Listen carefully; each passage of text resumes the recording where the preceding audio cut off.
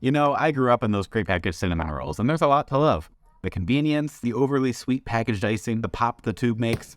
However, one day I decided to try making these from scratch. And let me tell you, homemade cinnamon rolls are the things dreams are made of. Today I'm going to share with you the recipe that turned me to the truth of what a cinnamon roll can really be. And they are so easy to make. Let's go ahead and get started. I have my son here with me. He's going to help me make the cinnamon rolls today. First off, we're going to start with 8 tablespoons of butter, or 1 whole stick. To that, add 2 cups of whole milk. Maybe a little bit less than 2 cups. That's okay. Realize that your bowl is just a bit too small and transfer it to a larger bowl, which then we'll move to the microwave to heat to 100 to 110 degrees Fahrenheit. Looks like good to go. To that, we'll add half a cup of sugar with the help of my son. 2 1/4 teaspoon. Looks like we need to take out some milk. Thanks, buddy. To that, we'll add 2 1/4 teaspoon of active dry yeast. Inspect to make sure it looks okay. Mix everything together. Let this yeasty mixture proof about 10 minutes until you see some bubbles all over the surface. We now have lots of happy yeast bubbles, so we are good to go. To that, we'll add 4 cups of all-purpose flour. Mix that with a wooden spoon. Make sure you get a smaller wooden spoon for your helper. Incorporate that until all the dry flour is gone, and you end with a wet mixture. Cover the mixture and let it rest for 1 hour. While that's resting, we can prep our filling. To a bowl, add 6 tablespoons of softened butter, 3/4 cup of light brown sugar, and 2 tablespoons of cinnamon. Mix that together with a spatula until you have a smooth, cohesive filling. Set this aside in a cool place until ready to use.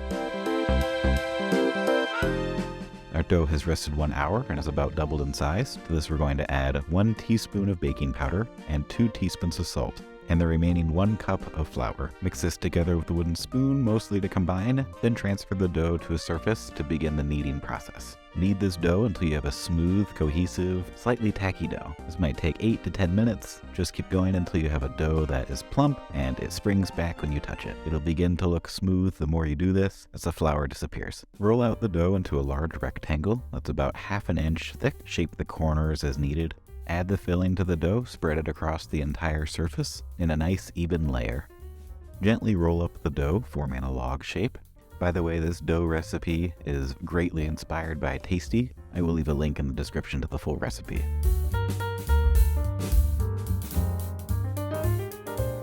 And pinch the seams closed against the countertop.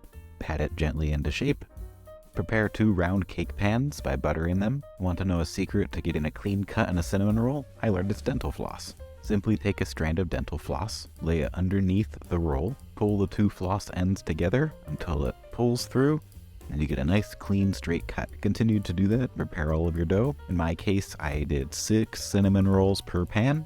This made some slightly larger cinnamon rolls. You can also do 7 per pan, that would work as well. And instead of 2 cake pans, you could use 1 large 9x13 rectangle pan and put all 12 or 14 cinnamon rolls in that. That would work great also for this recipe.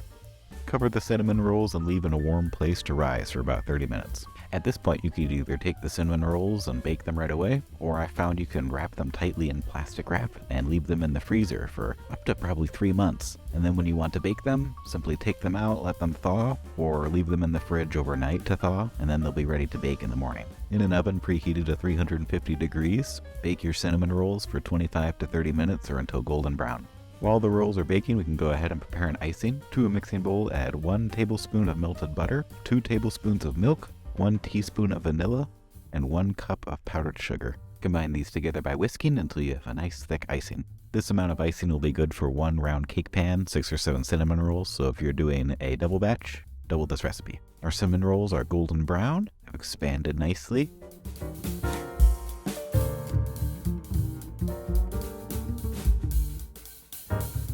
While the cinnamon rolls are still warm, now it's time to add the icing. Cue icing drizzle.